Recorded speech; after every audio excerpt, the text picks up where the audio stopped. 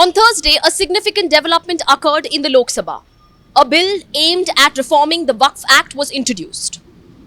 Yesterday, in the Lok Sabha, the Union Minister for Minority Affairs Kiran Rijiju introduced and tabled the Waqf Amendment Act Bill of 1995, and also the Musalman Waqf Repeal Bill was introduced by him. Now, this move by the centre aims at addressing the issues existing in the current Waqf Amendment Act of 1995, like, for example, talking about the controversial powers of the Waqf Board to determine property status, and this bill also aims to address issues such as removing certain board powers and also enhancing the representation of Muslim women and non-Muslim members to be a part of the Waqf body. Now, after a heated debate, this bill has been sent to the Joint Parliamentary Committee for further discussion. But here today at India Today So South, we are asking whether this Waqf Amendment Bill by the centre is a progressive one or a regressive one. What does the Bengaluru's Muslim community feel about this bill?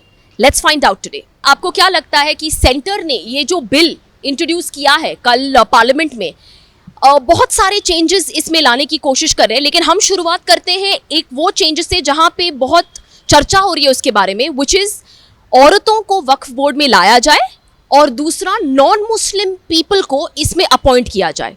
तो शुरुआत करते हैं इस discussion से, और आपका क्या कहना है इस पे? औरतों को लाने में कोई हमें ज़्यादा प्रॉब्लम नहीं है, प्रॉब्लम नॉन मुस्लिम्स को लाने में है. इसलिए कि ये जो प्योरली एक इस्लामिक एक्टिविटी है, मजहबी इबादत है, और इबादत में जो इस्लाम के मानने वाले हैं वही इसके अंदर पार्टिसिपेट होते हैं. वक्फ जो है वो हमारे शरीयत के एतबार से किसी भी प्रॉपर्टी को, मूवेबल या इमूवेबल प्रॉपर्टी को अल्लाह के नाम पर वक्फ कर देना, जिससे मुसलमानों की भलाई, खैर खाही, उनकी मदद हो सके. और इस्लाम ने किसी को भी मदद करने के सिलसिले में बहुत प्रमोट किया है जी.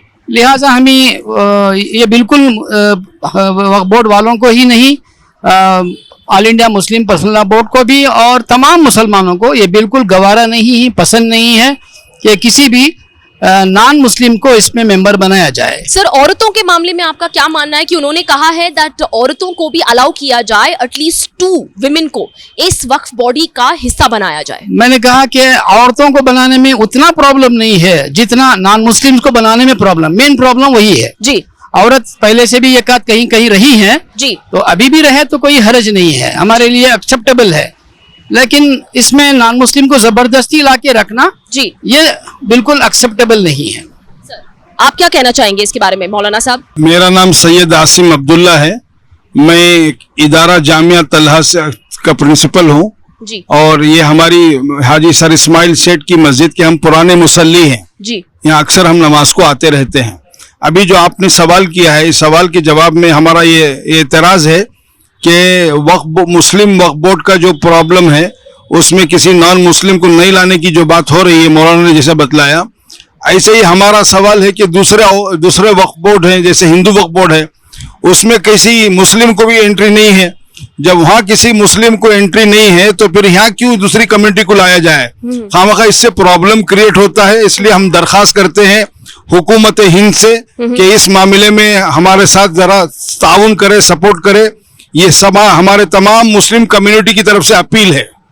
और औरतों के मामले में आपका ओपिनियन मौलाना साहब? औरतों के बारे में तो जैसे मौलाना ने बतलाया कि उसके आने में कोई हरज नहीं है, ज्यादा मसला नहीं है जी, चूंकि वो भी एक हिस्सा है पार्ट ऑफ लाइफ का, तो उनके आने में कोई ऐसा मसला नहीं है जितना मसला हमारे लिए नॉन मुस्लिम का होता है. आगे बढ़ते हुए इस बिल में और ऐसी बहुत सारी प्रोविजंस है जिसको सेंटर इससे निकालना चाहती है, जो सेक्शन 40 है, जहां पे कहा गया है कि एक डिस्ट्रिक्ट कलेक्टर को अपॉइंट किया जाएगा जो डिसाइड करेगा कि कौन सा लैंड क्वालिफाई करता है वक्फ कहलाने में, ना कि जो अभी जो एग्जिस्टिंग है कि वक्फ बोर्ड ही डिसाइड करता है कि कौन सा लैंड को वक्फ माना जाए या नहीं, वक्फ प्रॉपर्टी माना जाए या ना माना जाए. तो उस पे आप लोगों का क्या राय है कि डिस्ट्रिक्ट कलेक्टर का रहना? डीसी या जैसे डीएम कहा जाता है साउथ नॉर्थ इंडिया में जी, उनको वक्फ बोर्ड की अथॉरिटी देना, उनको वक्फ की प्रॉपर्टी को डिक्लेयर करने में उनका फैसला मानना, ये बिल्कुल सरासर गलत है। इसलिए कि वक्फ की जो प्रॉपर्टी होती है जी, जो वक्फ करने वाला होता है उसकी मंशा के मुताबिक होती है। वो जो चाह रहा है, जिस नीयत से,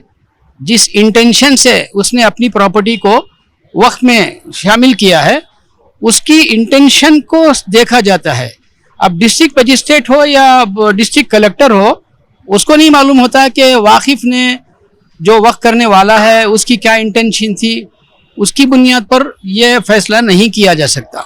प्रॉब्लम इसमें यह होता है कि अगर डिस्ट्रिक्ट को मजिस्ट्रेट को या डिस्ट्रिक्ट कलेक्टर को अगर आप इसका जिम्मेदार बनाते हैं, इसको अथॉरिटी देते हैं, तो जैसे बाबरी मस्जिद का डिमोलिशन हुआ, वो डिस्ट्रिक्ट कलेक्टर को जिम्मेदारी देने की वजह से ही हुआ है। सारा जो खेल हुआ डिस्ट्रिक्ट कलेक्टर ने किया है।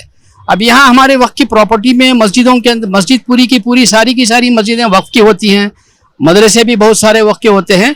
तो अगर आप डिस्ट्रिक्ट डीएम को आप यहाँ या डिस्ट्रिक्ट कलेक्टर को आप उसके लिए अथॉरिटी बनाएंगे तो इसमें फिर प्रॉब्लम हो सकता है। वैसे ही एक मस्जिद जो गई है वैसे कई मस्जिदें जा सकती हैं।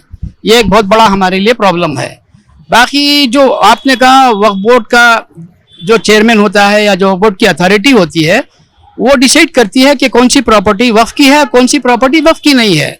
वो ऐसे ही नहीं करते, बल्कि इसके लिए एक लॉन्ग प्रोसेस होता है। उनका ट्रिब्यूनल होता है, हाई कोर्ट का अपॉइंटेड लॉ का एक ऑफिसर होता है, उनकी मौजूदगी में दोनों से सुनवाई होती है। उसके बाद बोर्ड, पूरे का पूरा बोर्ड बैठकर डिसाइड करता है कि कौन सी प्रॉपर्टी बोर्ड की है, कौन सी प्रॉपर्टी बोर्ड की नहीं है, यानी कौन सी वक्फ की है, कौन सी वक्फ की नहीं है। वो डिसीजन एक लॉन्ग प्रोसेस, और वो भी जो है कि लीगल प्रोसेस होता है। वैसे ही कुछ लोग बैठ गए और किसी प्रॉपर्टी को वक्फ कह दिया, किसी प्रॉपर्टी को उससे निकाल दिया, वक्फ से निकाल दिया, ऐसा हरगिज नहीं होता है। एक और इल्जाम जो लगाया जा रहा है हमारे आप कह सकते हैं एक शिकायत जो गवर्नमेंट लेके आ रही है, वो ये कह रही है कि डिस्ट्रिक्ट कलेक्टर का हम इसीलिए अपॉइंट करना चाहते हैं क्योंकि जो एग्जिस्टिंग बोर्ड के, चाहे वो ऑफिसर हो या मुतवली हो, जो प्रॉपर्टी के जो इंचार्ज होते हैं, उनको लेके बहुत सारी ऐसी भी शिकायतें आ रही है कि लैंड स्कैम्स हो रहे हैं, ग्रैबिंग हो रही है, एनक्रोचमेंट हो रहा है। तो इस पे आपका क्या मानना है कि ट्रांसपेरेंसी नहीं है करके ये एक शिकायत सेंटर ने अर्ज किया है? ये आप जो कह रही हैं कि शिकायत आती रहती है, थोड़ी बहुत तो है इसके अंदर शिकायतें हैं, हम इसको मानते हैं। इन शिकायतों को दूर करने का क्या तरीका है? गवर्नमेंट को चाहिए कि उस प्रॉपर तरीके को, सोल्यूशन को इख्तियार करे, ना कि वो इसके अंदर नॉन मुस्लिम को डाल दें और फिर इसको डिस्ट्रिक्ट डीसी के हवाले कर दें। DC is going to decide which property is वक्फ। तो इससे प्रॉब्लम और बढ़ता है, प्रॉब्लम कम नहीं होता है। क्योंकि नीयत इनकी ठीक नहीं है, इसलिए मुसलमानों के मसाइल को ये उलझा रहे हैं, बजाय सुलझाने के उलझा रहे हैं। जो स्टेक होल्डर हैं, स्टेक होल्डर से गवर्नमेंट को चाहिए कि बात करें। जैसे किसान का सा मसला था, वो स्टेक होल्डर किसान थे जी, किसानों से गवर्नमेंट ने बात नहीं की। हमारा जब 3 तलाक का मसला था, हम स्टेक होल्डर मुसलमान थे, personal law board was leading the petition. Government should have actually consulted the personal law board or the Muslim bodies. Instead of that, without consulting any Muslim body, without the stakeholders, straight away उन्होंने जाकर कानून बना दिया। और वो कानून जो बनाया वो हमारे दीन और शरीयत और इस्लाम की जो एसेंस है जी, उसके खिलाफ है। Same way the government is trying to do this in the Waqf board also, in the Waqf Act also. So wholeheartedly we Muslims throughout the country, we oppose this bill and we want whatever 40 corrections have been made in this amendment. Right. We reject this.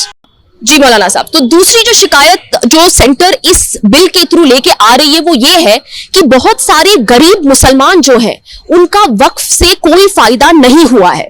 हालांकि सिर्फ जो अमीर लोग हैं या जो well to do लोग हैं, सिर्फ वो वक्फ बोर्ड से हमेशा से प्रॉफिट करते हुए आए हैं। इसके बारे में आपका क्या बोलना है? मैं इसकी ज्यादा तफसील में जाना मुनासिब नहीं समझता। मौलाना ने उसकी तफसील बतला दी है जी। बस इतना रिक्वेस्ट है गवर्नमेंट से हमारी कि 2013 का जो एक्ट है, वक्फ एक्ट बनाया गया है, उसके मुताबिक उसको बहाल रखा जाए। अब उसमें कोई अमेंडमेंट करने की जरूरत नहीं है।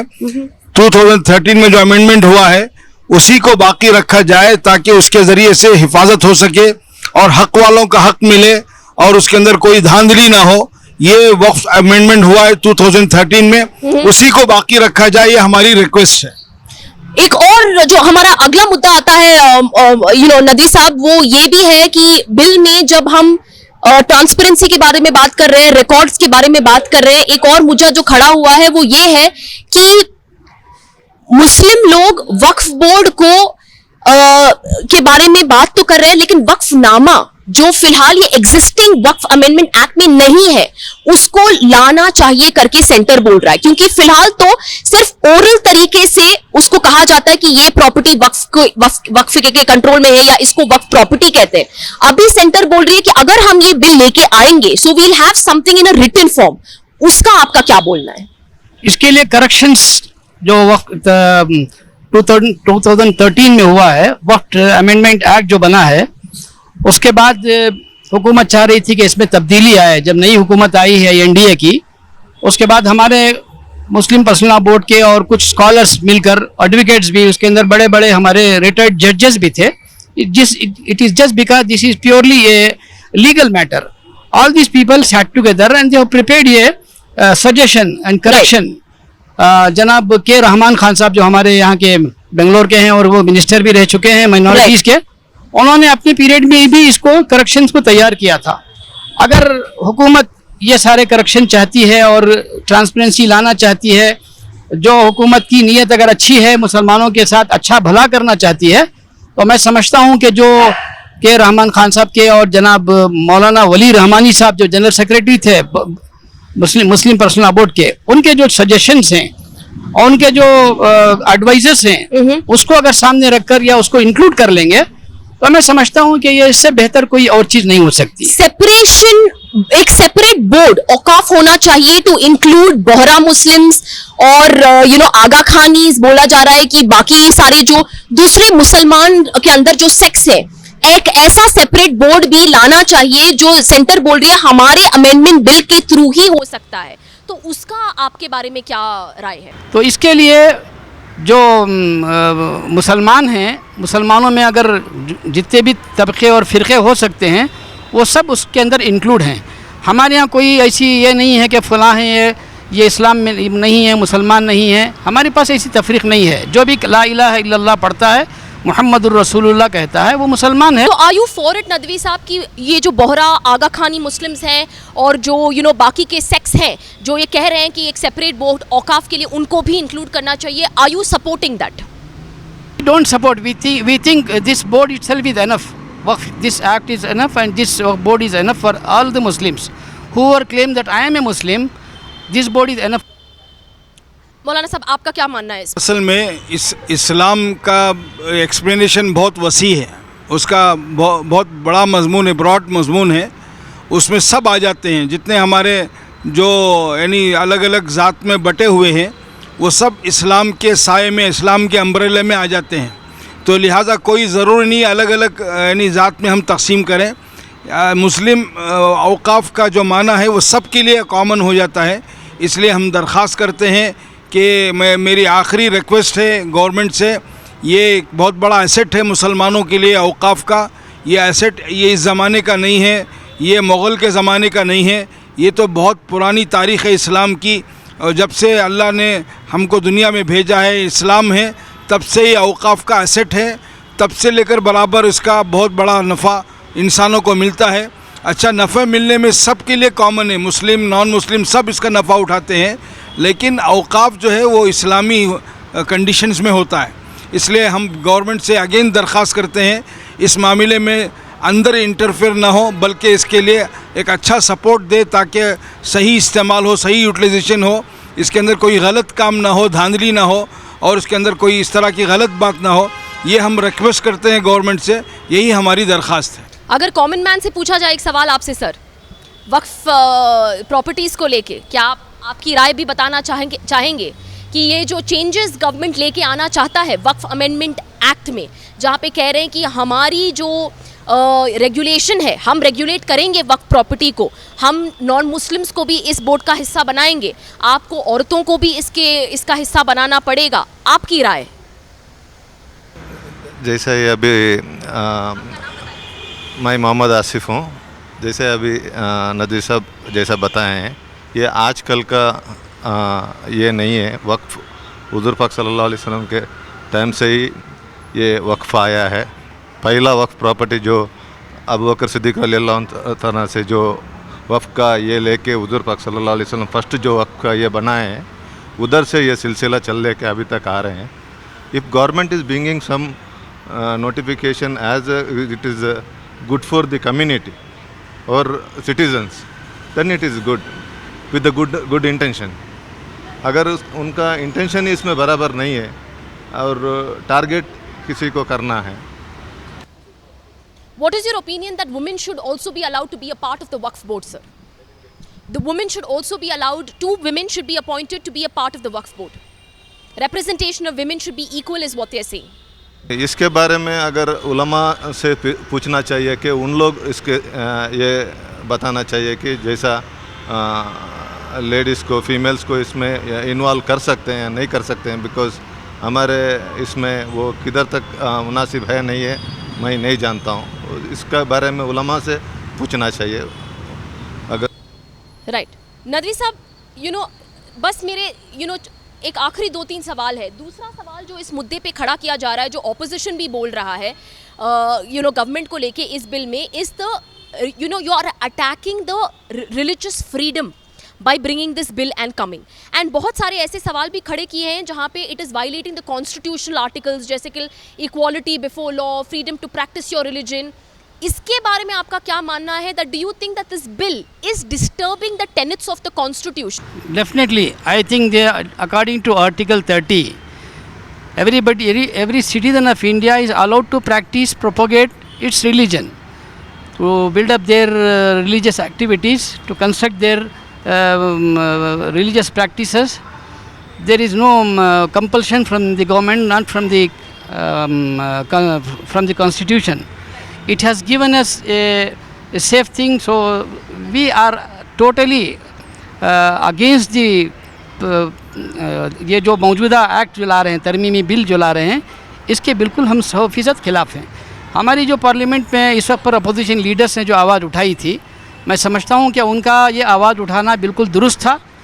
जैसे एक पार्लियामेंटेरियन ने ये कहा कि जैसे मस्जिद में किसी गैर मुस्लिम को आप मेंबर नहीं बनाते, इसी तरह टेंपल में इसी को नहीं बना सकते। एक पार्लियामेंट्री ने यह भी कहा कि जैसे 4 स्टेट के अंदर सिख ही अपने मजहबी इबादत गाहों के अंदर वो उसके ज़िम्मेदार होते हैं, तो वहाँ नॉन मुस्लिम नहीं आता, नॉन सिख नहीं आ सकता, हिंदू भी नहीं हो सकता, मुसलमान भी नहीं हो सकता, ईसाई भी नहीं हो सकता। तो इसी तरह चर्चेस में सिर्फ ईसाई ही होते हैं। तो इसी तरह जो ये मुसलमानों की मजहबी एक्टिविटी है, मजहबी मामला है, तो इसमें भी सिर्फ मुसलमानों को ही रहना चाहिए। हम इसको अप्रिशिएट भी करते हैं और उनको उनके इस बोल्ड स्टेप पर और बोल्ड इनके कहने पर हमको मुबारकबाद भी देते हैं। नदवी साहब, अगर आप एक फाइनल मैसेज मुस्लिम कम्युनिटी के रिप्रेजेंटेटिव हो के अगर आप गवर्नमेंट से एक मैसेज भेजना चाहेंगे, तो वो क्या होगा वक्फ अमेंडमेंट बिल को लेके? इसके लिए हमारे मुस्लिम पर्सनल लॉ बोर्ड ने बहुत सी शानदार तफसील के साथ in detail they have already approach the minister and they have already approach the MPs and they have sent the message throughout the country।